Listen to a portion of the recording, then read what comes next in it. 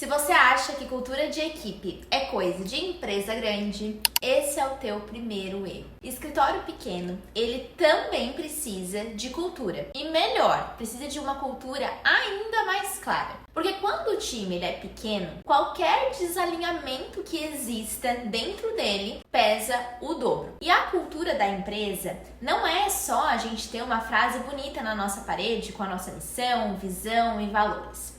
É o jeito que o escritório funciona quando ninguém tá olhando, internamente. E hoje aqui nesse vídeo eu vou te mostrar exatamente como criar isso no seu escritório, mesmo que você tenha 2, 3 ou 5 pessoas no seu time. Mas antes de falar como criar essa cultura, você precisa entender o que é a cultura. E eu vou aqui te explicar. A cultura da empresa são como as decisões são tomadas, como os erros são tratados, como que o seu cliente é atendido, como que o prazo é respeitado, como que o conflito é resolvido se ele acontecer. Ou seja, não é sobre ser legal, é sobre ter um padrão. Se a gente não define o padrão da nossa empresa, o padrão que a gente vai fazer as nossas coisas aqui dentro dela, ele acaba nascendo sozinho e geralmente quando ele nasce sozinho, não deixa a vida me levar, nasce tudo torto. Então, o primeiro passo é a gente assumir que a cultura, ela já existe dentro do nosso escritório. Mas a gente precisa entender como que ela está sendo construída. Se a gente está tendo intencionalidade na hora de construir essa cultura e criando uma cultura que realmente faça sentido para o nosso escritório, para a forma como a gente quer que ele cresça, ou se ela está sendo uma cultura no automático e que depois que a gente se acostumar com ela, vai ser difícil mudar. A primeira coisa que a gente precisa definir é o jeito que o nosso escritório funciona. Se o seu escritório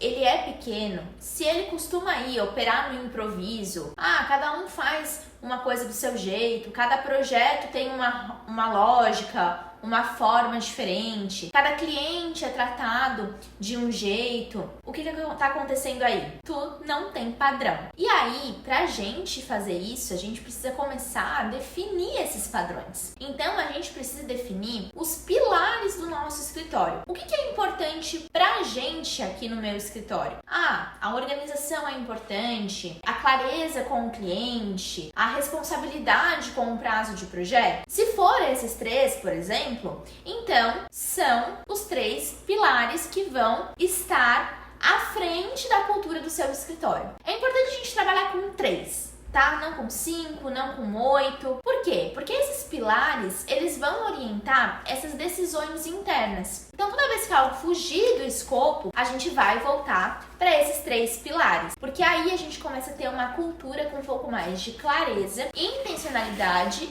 e baseado numa decisão. Depois que a gente definiu isso, o nosso segundo passo é documentar o processo. Mesmo que ele seja simples. Normalmente, a gente explica ali na hora o que precisa fazer. Principalmente para o nosso time. Quando a gente vai delegar alguma função para o nosso time, a gente acaba explicando ali na hora como fazer, qual passo seguir e tudo mais. Porém, a gente fazer dessa forma, explicar na hora, acaba criando uma dependência. Então, se por exemplo, eu saio de férias no meu escritório e o meu time, ele fica ali me perguntando tudo que ele precisa fazer, o meu processo, ele vai parar, né? Ou eu não vou descansar lá na minha viagem. Então, a gente precisa documentar esses processos para que eles fiquem de uma forma clara e para que todo mundo saiba o que deve ser feito e qual é o próximo passo. Então, é importante a gente entender quais as etapas do nosso processo de projeto, como que a nossa proposta é enviada, como que o cliente ele aprova a alteração, como que é essa questão, né, com o cliente, como que é feita essa comunicação, como que são definidos os prazos desses projetos. Então são decisões que a gente precisa saber e ter na ponta da língua, nós e a nossa equipe, para que não haja erros. A ideia aqui não é que esse processo ele seja documentado ali em 50 páginas, seja um processo muito autoexplicativo. A gente quer simplificar. Então, o processo ele pode ser simples, um organograma,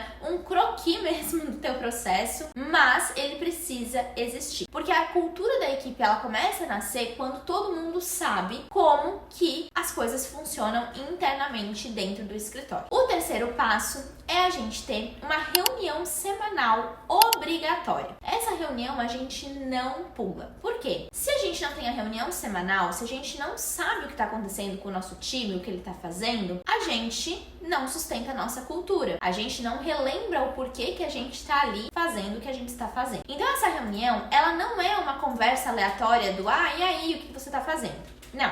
A gente precisa ter um modelo simples e um script de reunião que traga clareza e direcionamento principalmente para nossa semana e para as demandas do escritório. Então a gente precisa saber como que está o status de cada projeto, quais que são os prazos críticos daquela semana, o que a gente precisa entregar, quais que são os gargalos, então se alguém está precisando de ajuda em alguma coisa e como que a gente vai resolver, e se a gente precisa fazer algum ajuste necessário. Então é importante também que o time fale, né? Que o time tenha essa abertura com você de falar sobre o que ele precisa de ajuda, onde ele vai precisar aumentar o prazo, onde ele conseguiu diminuir o prazo. Então é uma reunião de alinhamento de rota, principalmente no início da semana. A gente sempre indica que ela seja feita, porque a gente consegue ter todas essas métricas durante a semana e lá na sexta-feira validar tudo que a gente fez. Então, se a gente não se reúne, né, a gente acaba só virando ali um grupo de pessoas ocupadas e não uma equipe. Por isso que é tão importante a gente se reunir, a gente saber ouvir também o que o nosso colaborador tem a nos falar e não só a gente falar. O quarto passo é a gente definir responsabilidades claras. Então, com certeza aí já aconteceu no teu escritório de ter alguma função e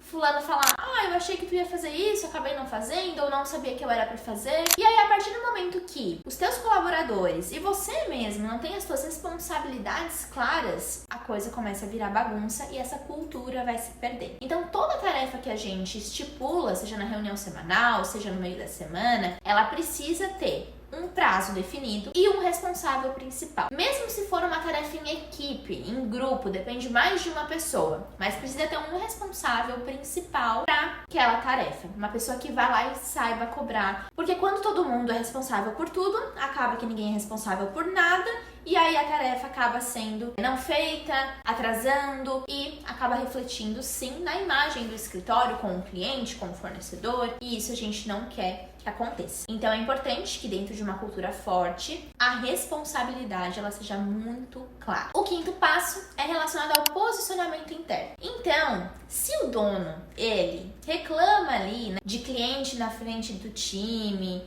né, pare com isso. Por quê? Quando a gente faz, o nosso time, ele aprende com o nosso exemplo. Então, se a gente reclama muito, a equipe também vai reclamar. Da mesma forma, se a gente aceita um atraso, por exemplo, sem, né, dar um feedback e tudo mais, a equipe entende que, tudo bem, né, ele é de boa, tá tudo certo. Então a cultura, ela sempre vai começar por você. Se você quer uma organização, você precisa ser organizado. Se você quer uma postura profissional, você precisa demonstrar isso primeiro. Se você quer cobrar prazos, você precisa estar ali ativo e em cima da tua equipe. Não que você precise ser autoritário, né? Mas você precisa sim estipular e ter uma liderança com a tua equipe coerente com aquilo que você... E existe um erro, assim, que é muito comum dentro do escritório, é achar exatamente que a cultura ela vai nascer naturalmente. Então, que a cultura ela nasce aí do improviso, que é da forma que a gente faz, tá bom e a gente não precisa mudar. Porém, quando a gente não olha pra isso, quando a gente não olha para as pequenas coisas do dia a dia, para as pequenas atitudes, decisões que a gente tem no nosso dia e não corrige a tempo, depois é muito difícil corrigir, principalmente com a equipe. Então, quanto mais cedo a gente consertar, quanto mais cedo a gente definir isso, né, esses 3 pilares, esses passos que eu trouxe pra vocês, mais fácil a gente ter uma cultura coerente com aquilo que a gente quer diante do nosso escritório. Quando a gente acaba criando essa cultura, a gente tem várias vantagens aí, né? Então, a ideia é que a gente, com uma cultura alinhada, a gente faça com que o nosso cliente perceba essa organização, que o projeto desse cliente, ele flua ali com menos ruído,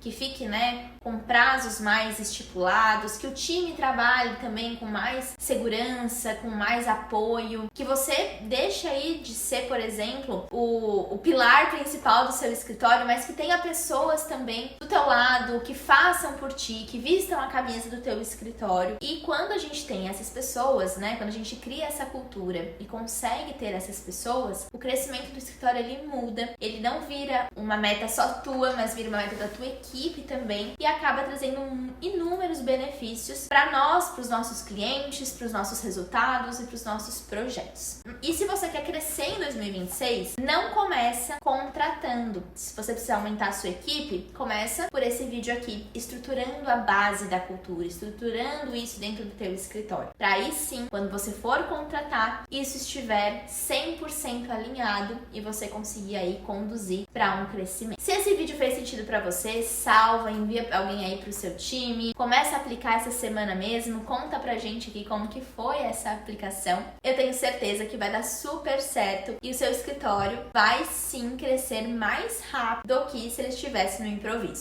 Curte aqui esse vídeo, nos siga nas redes sociais e até a próxima!